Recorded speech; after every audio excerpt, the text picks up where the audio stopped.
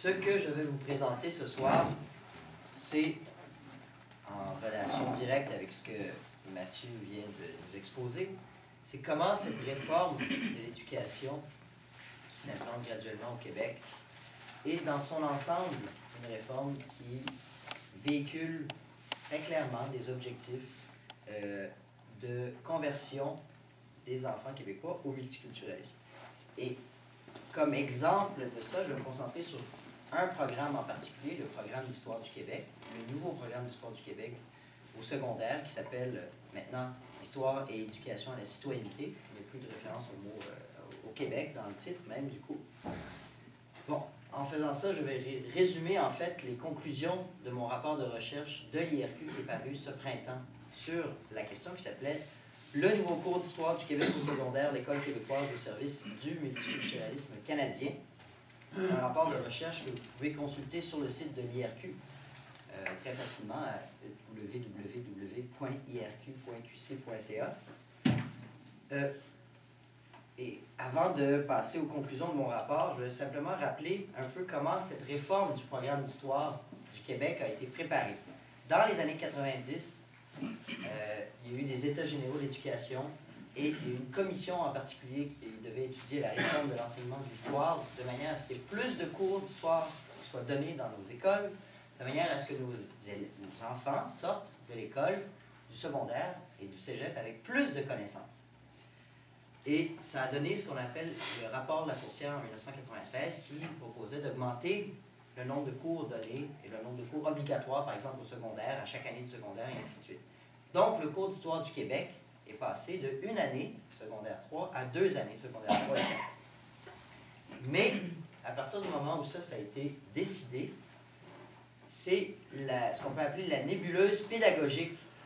C'est la formation des professeurs, des maîtres au Québec depuis 1994. Tous les professeurs secondaires doivent passer par un bac en pédagogie. Au lieu de faire un bac dans une discipline, après ça faire 1 année de pédagogie et un stage pour devenir enseignant de secondaire, il faut qu'ils fassent un bac en pédagogie. Ce qui fait qu'au fond, ils connaissent beaucoup moins de leur propre matière, des matières qu'ils vont enseigner, et beaucoup plus de l'idéologie qui est véhiculée en ce moment par les facultés de pédagogie. Donc, ce qu'elles ont favorisé avec la réforme, c'est qu'on n'évalue plus les connaissances acquises par les élèves, mais les compétences.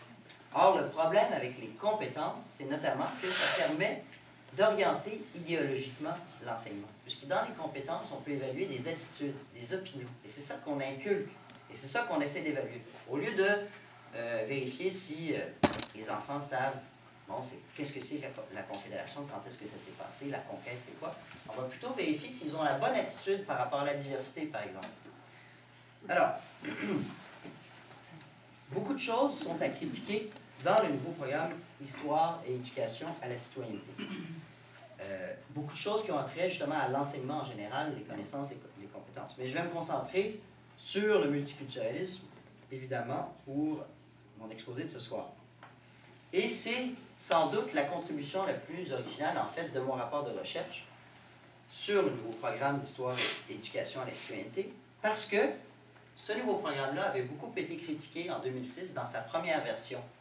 Il y avait une première version du nouveau cours qui avait fait l'objet d'une fuite dans le devoir en 2006 et ça avait suscité un tollé parce qu'on avait constaté à quel point ce cours était dénationalisé. Mais on n'avait pas encore insisté sur la conception multiculturaliste qui est derrière, qui prend la place en fait de l'histoire nationale. Et le problème que ça pose, c'est un problème que Mathieu Bock-Côté a évoqué, mais ça me semble poser un problème démocratique et national assez grave au Québec, parce que d'un côté, tous nos gouvernements, depuis même Robert Bourassa au début des années 70, jusqu'à Jean Charest aujourd'hui, en passant par bien sûr les gouvernements péquistes, ont toujours clamé que le Québec rejetait le multiculturalisme comme modèle d'intégration. Le Québec n'a même pas encore signé la Constitution canadienne de 1982 qui enchâsse le multiculturalisme dans la nouvelle Charte des droits du Canada. Mais d'un côté, on a cette proclamation officielle que le Québec n'adhère pas à ce modèle-là d'intégration. De l'autre côté, notre administration, en l'occurrence le ministère de l'Éducation, lui, reconfigure toute notre éducation en fonction des principes du multiculturalisme. Alors, il me semble qu'il y a un problème démocratique fondamental de ce côté-là. Et donc, le nouveau cours, quand il a fait l'objet d'une fuite dans les médias en 2006, bon, on a vite identifié qui étaient les concepteurs de ce nouveau programme. Ce sont évidemment des gens qui adhèrent à une conception multiculturaliste de la société. Et ce sont aussi, pour plusieurs, des gens qui aimeraient bien dénationaliser la conscience, la mémoire des Québécois, notamment le professeur Jocelyn Lejeune de l'Université Laval. Ça, c'est un vieux fantasme de certains fédéralistes que la conscience nationale véhiculée dans les écoles québécoises cède la place à une mémoire nationale canadienne. Hein, ça remonte, on peut parler de l'abbé Maheu à l'Université Laval dans les années 40. Il proposait déjà, pour résoudre les conflits entre Canadiens français et Canadiens anglais qui le chagrinaient beaucoup au Canada, c'était qu'on fasse un manuel d'histoire unique comme ça, qui n'ait plus de mémoire nationale spécifique aux Canadiens français. Et c'est justement pour éviter cela, je rappelle quand même qu'en 1867, on a obtenu la compétence souveraine en éducation au Québec, pour qu'on ne se fasse pas absorber dans ce grand trou. Et ce sont des gens avec cette idée-là en tête quand même qui ont poussé pour cette réforme du programme. Alors, ce nouveau programme avait fait toller parce que la dénationalisation, comme elle était faite dans ce nouveau programme d'histoire du Québec, était grossière. Par exemple, on ne parlait pas du tout du rapport Durham. On ne parlait pas du tout des patriotes. Pourquoi? Sous prétexte d'éviter les conflits. Ce qu'on disait, c'était que, eh bien, comme ce nouveau programme s'applique à tous les enfants du Québec, il y en a qui sont anglophones, il y en a qui sont francophones, il y en a qui sont allophones, mais il faudrait éviter de parler des conflits dans le passé de manière à ce qu'il n'y ait pas de conflit aujourd'hui. Il est quand même un peu plus que naïf, disons.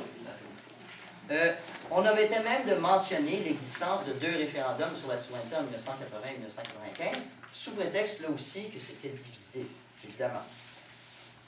Oublier les référendums sur la souveraineté. Et l'autre justification qui a été invoquée, c'est la diversité ethnique. L'idée qu'il y ait des gens qui immigrent au Québec, et donc des enfants qui viennent d'ailleurs, c'était un prétexte, soi-disant, pour ne plus enseigner l'histoire nationale.